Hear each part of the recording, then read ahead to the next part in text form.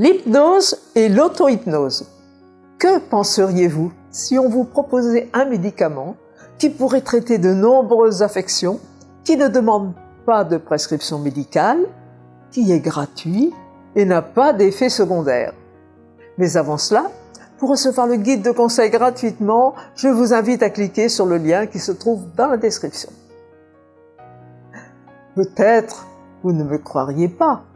Vous savez certainement que nous utilisons que 10% de nos capacités cérébrales. Et si nous utilisions ces 90% au niveau du subconscient pour pouvoir changer certaines choses qui vous déplaisent ou vous handicapent? Je vous en parle juste après ça.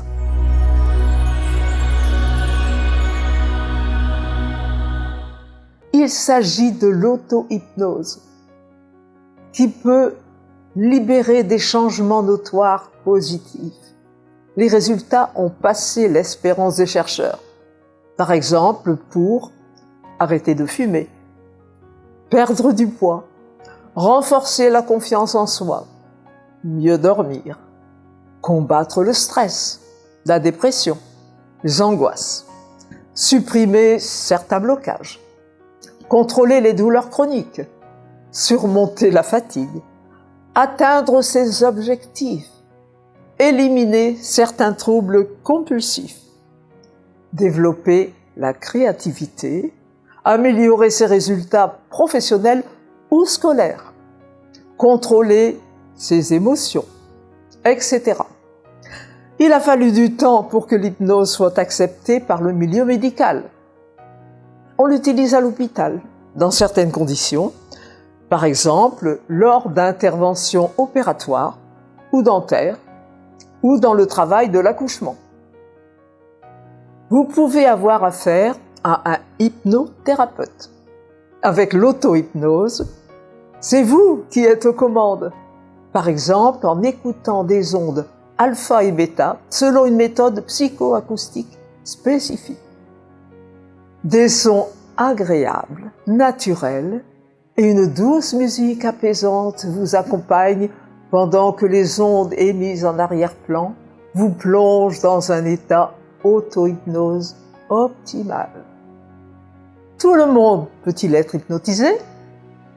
Oui, chaque individu expérimente très régulièrement des états hypnotiques. Par exemple, lorsqu'il s'agit de ces moments de rêverie où vous perdez l'espace de quelques instants, la notion des perceptions extérieures. Mais nous n'avons pas toujours le même degré de réceptivité et le changement d'état au lâcher-prise peut prendre plus ou moins de temps. Vous restez conscient et vous ne perdez pas le contrôle.